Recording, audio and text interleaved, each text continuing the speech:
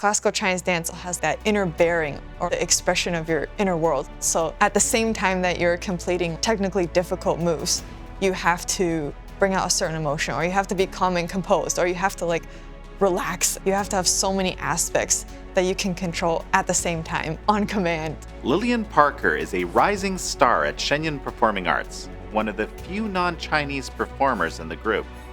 She has toured with the company multiple times over the last 7 years as part of a special practicum training program for promising young dancers at Fei Tian Academy of the Arts and Fei Tian College. This year, as the artists prepare to head off for their 2025 world tour, we get an inside look at the extraordinary life of a dancer who started touring with Shen Yun as a teenager and how that experience has shaped her.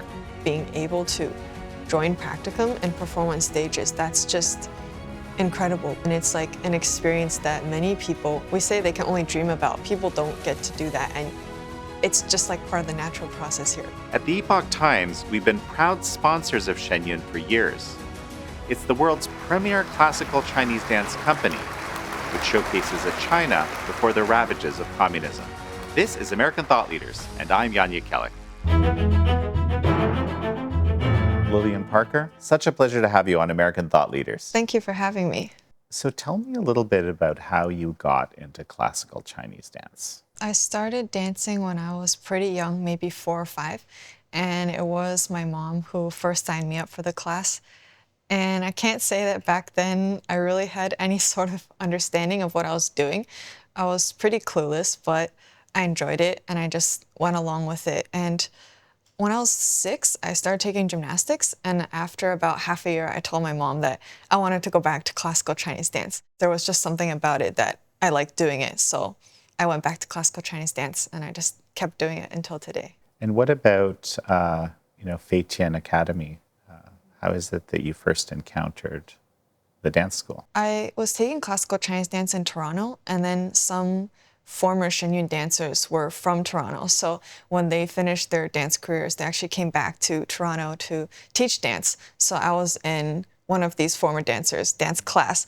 They kind of mentioned to my mom that she has pretty good physique and maybe she could try out for Fei Tian. So eventually I ended up sending in an application, and then, I got accepted. So how quickly did you then join Shen Yun? I went to Fei Tian and I was in a training class for a little more than a year, maybe 15 months, and then after that I joined a Shen Yun company. That seems very fast.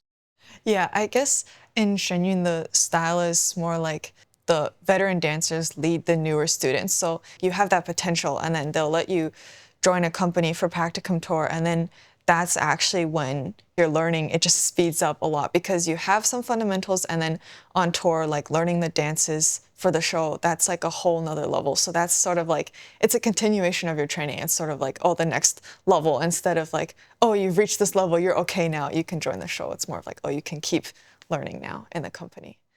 What was it like for you when they told you that you've, made the cut for the company? I was pretty surprised. I remember when they were announcing the names and I was sitting with all my training classmates, and then I was just thinking I don't think I'm gonna be selected. I was pretty sure. I was like, okay, I'll be another year in the training class. And then when they said my name, I was like, oh my goodness, I'm gonna get to tour with Shen Yun. I was really, really excited. Looking back, I'm very, very grateful, but I think at the time it didn't really register. It was just oh my goodness, I can't believe this, that kind of feeling. For those that might not be familiar with classical Chinese dance, maybe you could give me some comparisons or something just to get a sense of what it really takes to do it. I think to do classical Chinese dance, it requires you to be really versatile because it combines a lot of different aspects. I mean, I haven't done many other dance forms really at all, but just looking at gymnastics or certain sports that also have demanding techniques, that takes a lot of effort. And then say other artists like painters or ballet dancers, those things also take that expressiveness. It takes, it's something that's very subtle or something you can't necessarily touch or feel, but that can make a huge difference with whether or not you can connect to the audience. And then classical Chinese dance needs all of those. So I realized that you can't just be one kind of person. Before I used to sort of be like, okay, I'm just gonna go, go, go. You know, like if I can't do it, I just practice it and I practice it until I can do it. But then I realized sometimes the way to achieve something is not through pushing forward, but through stepping back. Like people have told me like, oh, when you practice your jumps, you need to relax. You're using so much force that you're pushing yourself down. Like things like that, it sounds simple, but it's so much harder when your body is in like a very tense state or like it's in pain. And it's actually easier to just grit your teeth and like charge through. But then it's an art form, so you can't charge through because classical Chinese dance also has like that inner bearing or like the expression of your inner world. So at the same time that you're completing technically difficult moves, you have to bring out a certain emotion, or you have to be calm and composed, or you have to like relax. And sometimes relaxing can be the hardest thing ever. So I think learning classical Chinese dance is like you have to have so many aspects that you can control at the same time, like on command, you know, and that's actually really difficult. Did you expect the training to be tough? Or I guess how does the reality compare to your expectations? I did expect the training to be tough. I didn't know exactly what it would be like or how tough it would be. I just didn't have any notion of what it was going to be like at all. So it was more like a process of discovering like in what ways it would be tough. Like, okay, I know this is going to challenge me, but I didn't really realize exactly how. I was just like, okay, I'm just sort of going to go into this and see how it turns out. What was your process of being able to handle that? I guess just take it step by step, like bit by bit, like each time you encounter something that you didn't expect, it was like a learning process. I think the worst thing is the unknownness. Like people are like, oh, it's really painful, you know, it's really hard. And you're like, oh, but then once you go through it, you're like, oh, it is hard, but now I know what it's like. So it's not so bad anymore because I can just mentally prepare myself.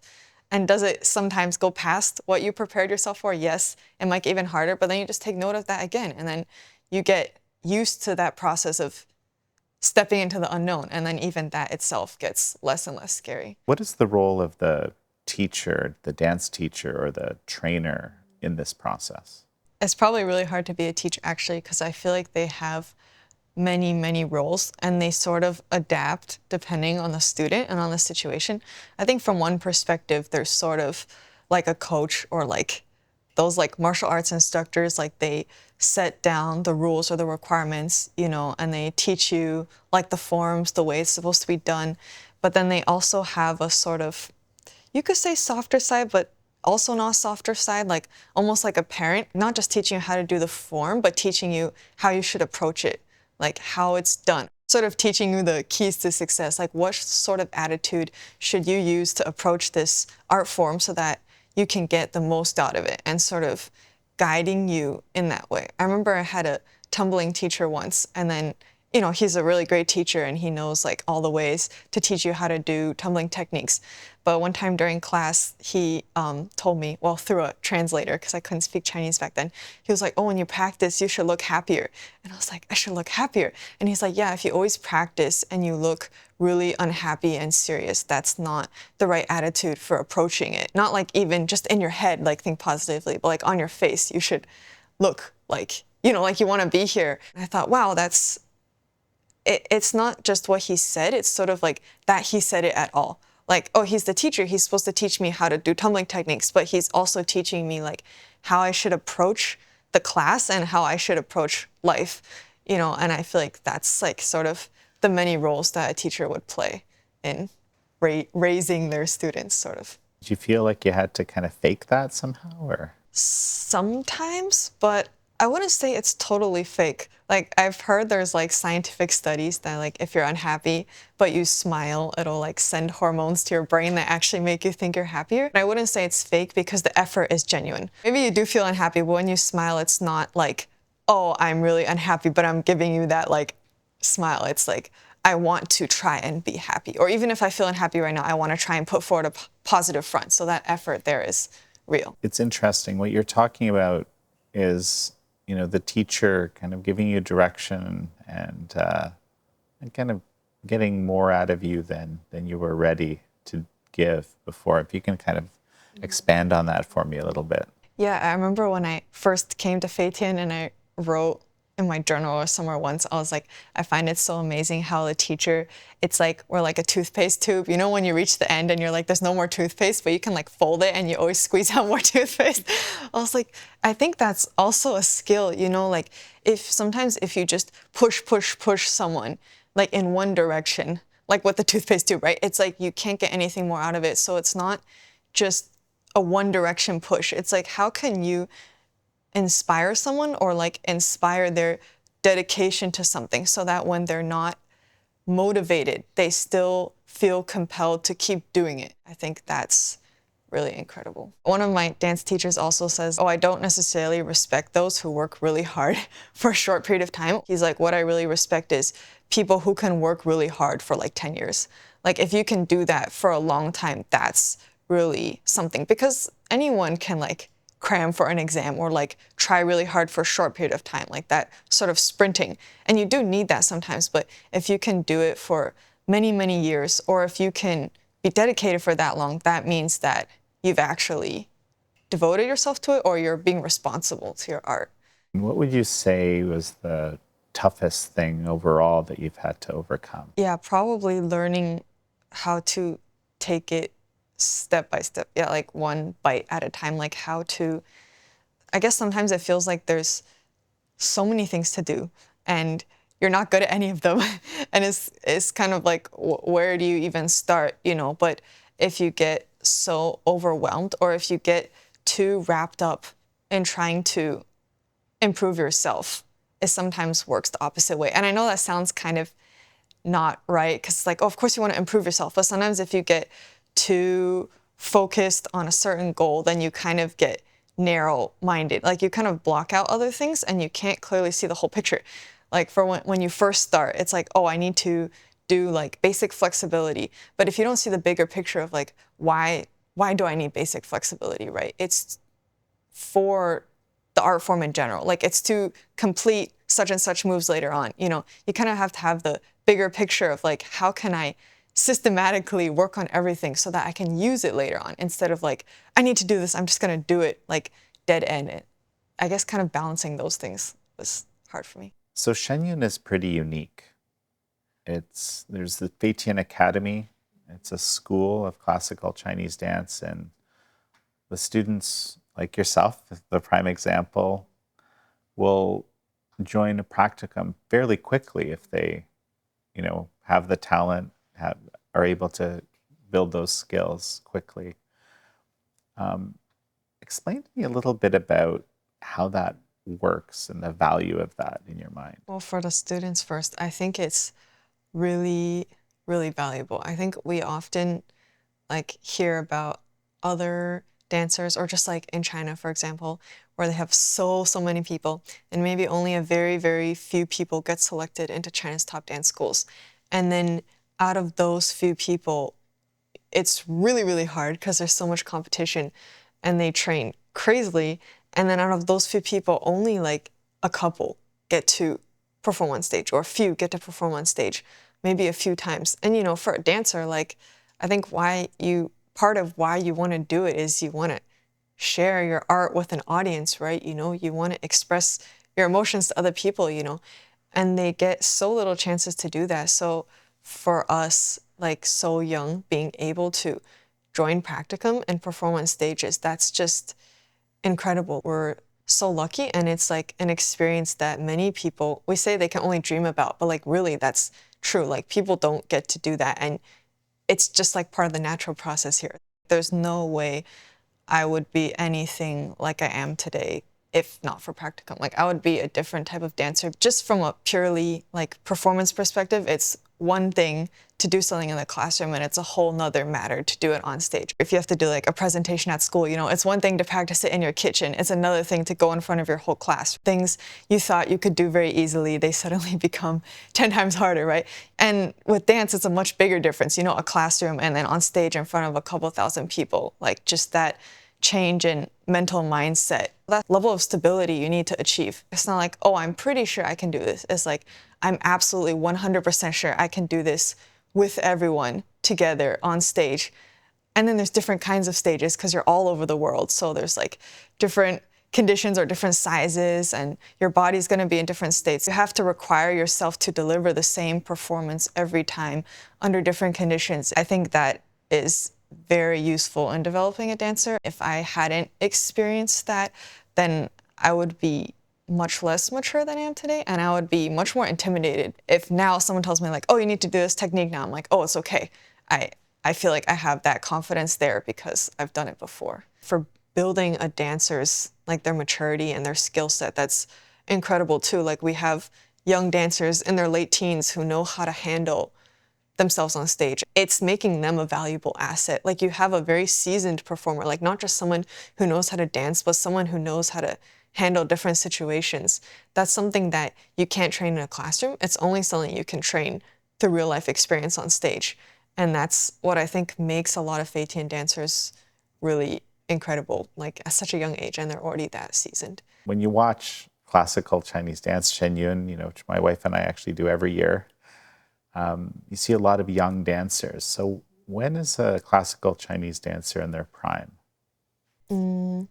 I feel like there's not a very definitive answer to that, but I guess if you say like for example, when's the best time to start training, like flexibility, they say like, oh, like 6 to 12, right? When kids are still younger and their bodies are like softer, it's easier to train flexibility. If you're like 12 or 13, that's when you start like actually professionally training. But once you get maybe like a bit past 20 or a bit before 20, if you have good command of the techniques, but you also have some understanding of artistic expression, that could be the prime. But I think it depends on each person, because some people like really early on, they grasp that like stage presence. Like that's something that you usually see later on in a dancer, where like they can't do as many techniques, but on stage they're just like glowing. That's something that people learn later on. But then at the same time, at that time, your body is not in peak shape. So yeah, I'd say maybe like late teens is the best. And then that's when your body is physically in peak shape, probably. And what would be the higher end? Yeah, I guess it depends. Yeah, it depends on each person and their body. But I know late 20s is definitely possible. There are some people in their early 30s. And then I know we do have some dancers who are really incredible in like mid late 30s or even early 40s who still keep going. But that takes a lot of, like, you have to have a really good foundation. And then however, like, you have to be able to be willing to push your body really hard, because once you get that old, your body gets like stiffer and it's more tiring. So sometimes when people get into their 30s, they might do more acting roles and not so many of the technically like explosive pieces, which you really need younger dancers to do, because younger dancers in their teens can do those things and it's not as tiring. Like it doesn't take as much of a toll on their bodies. They can just keep going and going, and it's just great. But like when dancers get older, it gets tiring and it's easier to get injuries, so they can't do as much intense things anymore. Have you changed personally over the years through being in Shen Yun? I've changed in a lot of different aspects, especially with going on practicum tour with Shen Yun. Like, I kind of like to think of it as like the world is like our playground. Like, just being a part of that experience in that system, I feel much more confident going out into the world. Like, just navigating different countries or learning about different places. I feel like now, if you dropped me anywhere, I might not be able to speak the language, or I might not be able to have the skills needed, but I feel confident that I could learn them. And I think that's something I didn't have before. And then from a more, I guess, a deeper aspect, I feel like I've learned to trust other people more. Before, even though I have siblings, I have a mindset of protecting myself because I don't want to get hurt. But I realized afterwards that the only way to truly have a solid foundation is to trust the people around you. Even though I felt like, oh, I'm vulnerable that way. But once I actually started trusting people, I realized you're not vulnerable, because when people feel that you're sincere, they feel like it warms their heart. Kind of like if a friend comes up to me and shares their troubles, I don't feel like, oh, you're a bad person or whatever, or oh, why are you bothering me? I feel very gratified. I feel touched that she would come to me for help, because I know she trusts me enough and she's close enough to me that she would share that. And then it makes me feel closer to her. So I realize when you actually tell people how you're feeling, you build much stronger bonds than if you try and act like the perfect person that you think people want you to be. You know, this trust that you're describing, it strikes me that you really need to have that with your teacher, especially this person that's sort of, pushing you further than you thought you Yeah. could. So how do you decide that you're going to have that trust? It's sort of like a condition at the beginning. Like when I first came to the school and, I'd seen Shen Yun before. I know Fei Tian trains students for Shen Yun. And so you've kind of already agreed, like, okay, I see what you're doing here. I agree with what you're doing. I think it's a really good thing. And I've seen the other dancers here. I've seen what they can do. And that's the sort of person I want to be. And I know that all the teachers here only have our best interests in mind. And so we've sort of like set forth these conditions that I think this is what I want to do and that's who I want to become. Therefore, I'm just going to trust you and I'll listen to what you say and I'll try and do what you want me to do. And I think, yeah, if you don't have that trust, you can't. Improvement will just be so much slower. And I think you can see this in modern schools nowadays where like if people don't have respect for the teachers or they don't believe what the teachers are saying, you can't learn because every time the teacher says something, you're like, oh, should I follow that? Should I believe it? Is this right? And I'm not saying you should be like, oh, everything I hear is like the pure truth, but I mean like, oh, this is my body. It feels better for me to do it this way. And the teacher's like, no, you can't do it that way. That's not the way it's supposed to be done, When you are at that sort of crossroads, that trust is so essential and like, okay, even though my body tells me it's easier this way, the teacher says in the long run, this is not right. And so I'm gonna change. And in the long run, of course, the teacher says actually right, but if you don't have that trust, then you're never going to have a solid set of skills. Fei Tian Academy and Fei Tian College, they're both religious schools, right? And that's actually kind of a pretty important part of it. So just explain that to me. Having a spiritual belief definitely helps with the training because it helps with facing life in general. Like, I think you look at life differently when you believe in something, that there is something up there higher than yourself. Like, it puts everything into a different perspective because for anyone doing any sort of religious or spiritual belief, you are trying to make yourself a better person. And when you have a whole school that's like that, it kind of changes the way that things are handled a little bit. You don't need to worry so much about controlling them because they know how to handle themselves. You can leave money lying around and people don't touch it. Like they tell us before tour, like, okay, guys, you need to remember you're not at the school anymore. You can't just leave your wallet on the table because it won't be there when you come back. Like I know like before at like high schools or whatever, everyone locks their lockers. You put your stuff in, you lock it, and stuff still goes missing. But like we don't do that here. Like I just leave my key in the locker and it's totally normal.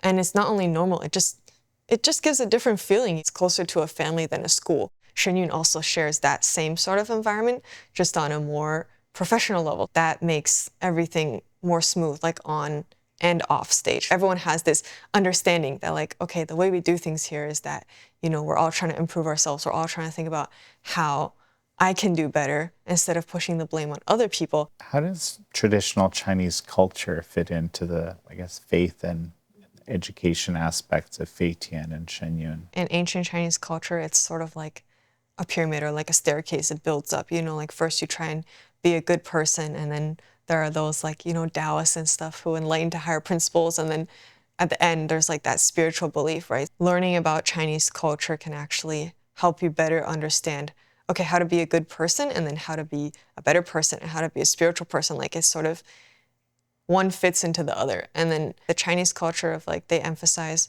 restraint a lot, like how, just because you can do something doesn't mean you should, and that's sort of like, respect for elders, respect for teachers, and then respect for the people around you, and this is like a universal value too, but I feel like that sort of ties into like religious belief or spiritual belief, because if you can restrain your bad habit, then you can also restrain your bad behaviors, and then you're becoming a better person, but you're also, sort of getting closer to the divine in a way that you're trying to perfect yourself as a person. Would you say that your freedom is restricted in this model? No, I don't think so. I remember once a classmate shared like a sort of photo with me, and then it was a picture of a pair of scissors and it was tied up, and it said like, sometimes restraint is a type of protection. And I think it's also a type of freedom because, for example, if you have a kid and you tell them like, you know, like when we go out, my parents used to say like, oh, you have to be on your best behavior, right? But in a way you say like, oh, like that's a restriction, you know, I can't do whatever I want, you know, I can't be loud and noisy and run and jump on everything, you know. But at the same time, it's a type of freedom because if my parents know that we'll behave ourselves, then they will take us to more places. And I want to go to more places, you know, like I want to go do fun stuff. So I know that, oh, if I can restrain myself, then I'll actually get more. And you want to get more, so you restrain yourself. If you look at it at the beginning, it's like, oh, maybe it's like controlling. But then if you actually look at the bigger picture, that is a very small sacrifice compared to what you're going to get later, which is something better. So I think it doesn't feel like it's restricting. You're talking about something, I think, called delayed gratification in the psychological literature. And actually, it's very interesting because that's correlated highly with actually success in life as one of these factors. So maybe, do you feel like that's something that was a big part of your education, or how important was that in your education? Oftentimes, things you gain right away, well, for one, you're not going to appreciate them as much. You're not going to value them as much because it was easy to get. So it doesn't seem as valuable. It doesn't seem as precious. If you had to work for something, or even not work for it, even if you just had to wait for it, you know, it feels that much better to get it. And then once you actually build that mindset, I think it's a much more mature mindset. Like you know how to handle things instead of being like, I must have it now. You know, that's like modern society. Like, I need it now. I need it right now. You know, my attention span is like 8 seconds. If I don't get it, I'm moving on to the next thing, you know. But then if you're always like that, then you can't appreciate things with more meaning or things that are deeper because you need something like now, you know. You know, you've committed quite a few years to this now. Do you feel like you've maybe missed out on anything? No, I don't think I've really missed out on anything because I guess if you say like compared to a different sort of life, then yes, I haven't done everything some other people have done. But at the same time, because when I came here, I said, I want to live the life of a dancer, then I think as a dancer, I don't think I've missed anything. And in fact, I've experienced much more than I thought I would. So things that people might consider like missing out, like, oh, I don't have like normal, like going to parties every weekends with friends or like those sorts of things. Why do people do those things? You know, why do you go to those parties in the first place? Or why do you go to the movies or whatever? You know, like it's to, you know, build a bond with your friends or build a bond with people close to you or to relax. I have all those things. I just obtain them in a different form, you know, and I actually have them even more than I think many people because I'm with my friends every day. And I think having them around me has also taught me to appreciate my friends and my family more. Even though I'm not always by their side, I've sort of become a more mature person and I appreciate all my relationships more. So you never go to the movies? No, we do. Not the way maybe normal high schoolers or college students will, but on campus they actually play movies quite often. So I definitely didn't miss out on that actually, yeah. You're right now in your second year of college. You're dancing with Shen Yun. You've actually won a competition in dance, which congratulations. If you were to give a pep talk to your, you know, past self, your younger self, what would you tell her? Slow and steady wins the race. That sounds pretty cliche, but really like don't be overwhelmed by everything and don't feel like you need to do everything all at once. It is so much better to just take everything bit by bit, work hard at it, but do it solidly. Like do each thing solidly and don't feel so rushed to achieve the result. Like do every little bit solidly because each of those little bits is going to build up into a foundation. And that foundation is something that you will always be able to rely on later. Whereas if you just sort of like build it like a house of cards as fast as you can and as high as you can, it just collapses like that. And that's not something you want. What are your plans for the future? From a dance perspective, besides like continuing to try and work on my physical technique, I want to keep maturing the way I express my art, how to connect with the audience better, or like as my understanding of Chinese culture deepens and as my understanding of the art form deepens, I want to try and like find out more how I can sort of transmit Chinese culture through my dance, transmitting that essence and just kind of keep growing and then like become a more mature artist, I guess. You were talking to some new students that are perhaps thinking of applying to Fei Tian. What would you tell them? Before you apply to Fei Tian or before you join Fei Tian, you have to make sure you really want to do it. Like make sure it's something you want to do, because it is hard, but it's only as hard as you make it out to be. It's very worthwhile. It's like, you know, people who go like climb Mount Everest or something. Like, is it hard? Yeah, I'm sure it's really, really hard. But for them, like it's so worth it when they get to the top, or even if they don't get to the top, just like that experience for them is so rewarding. So I think if you take that as something, if it's very valuable to you, then it's not going to be as hard. So if you're sure you want to do it, then do it. But if you're not sure, then you're just going to make it harder for yourself. And it's just going to be painful because your heart's not there. If you were just to very briefly tell, the audience, us, what to expect in this upcoming tour, Shen Yun tour, what would you say? I'd say that it is a very exhilarating and uplifting experience. It's a very rich experience, and it is just the full package, if you want to experience and understand Chinese culture without leaving where you live, without learning Chinese, without flying to China, have that sort of immersive experience, then that's something you can expect from Shen Yun, and I think it's something you will not regret. Well, Lillian Parker, it's such a pleasure to have had you on again. Thank you. Thank you all for joining Lillian Parker and me on this episode of American Thought Leaders. I'm your host, Yanya Kellick.